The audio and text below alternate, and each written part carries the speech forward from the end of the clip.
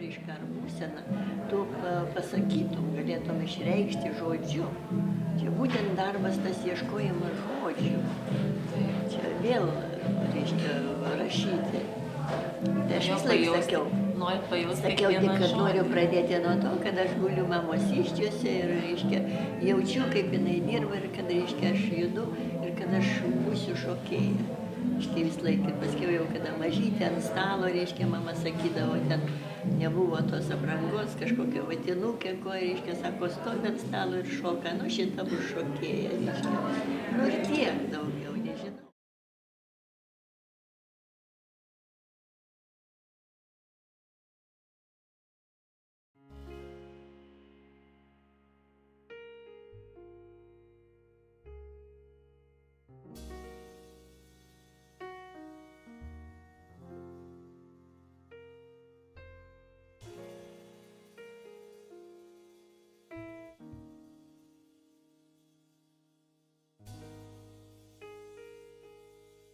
Gražus pardavėjo ūsai, matėt?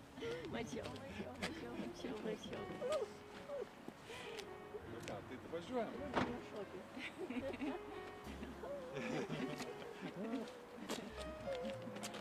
Ai, nuotaika superinėjusi. Sveikas ruduo.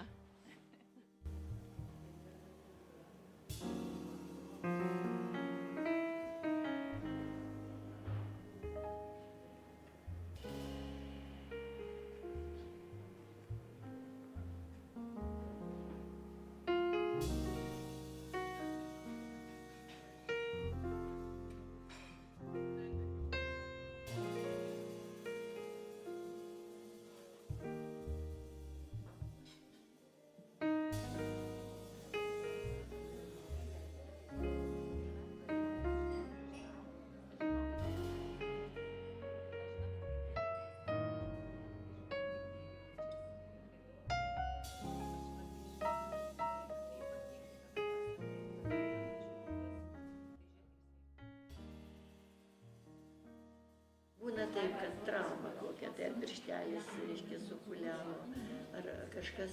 Ir, reiškia, tu negali net į tą batelį, atrodo, įkišti koją, stoti ant tų pirštelių, bet įsivaizduokit, stovi užkulisiuose, užgroja muziką, ir tu nepajauti, kaip pakyli, reiškia, ant tos muzikos ir darai tuos judesius, eini šokį, kažkoks tai virš gamtinis toks dalykas, stebuklinis čia yra.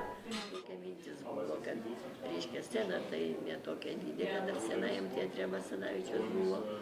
Tai, reiškia, išeini, ateini ir įsivaizduoja, kad šokį špagatą tiesiai vidurį iš scenos, o tada eini ir visus matai ir tavo salė. Tu jos pagriebi ir tu jos vedi paskui save savo tais judesiais, kvieti paskui būti, dalyvauti.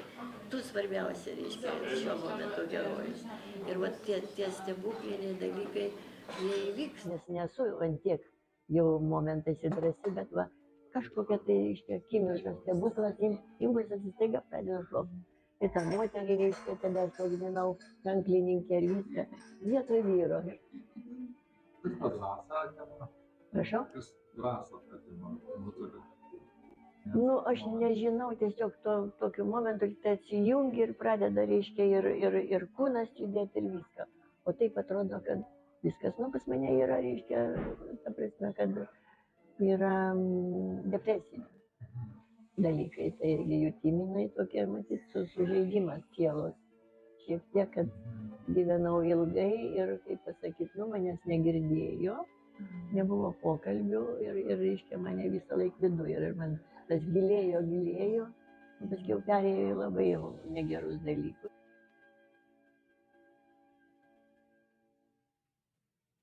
Nu, daug yra nežinojimo.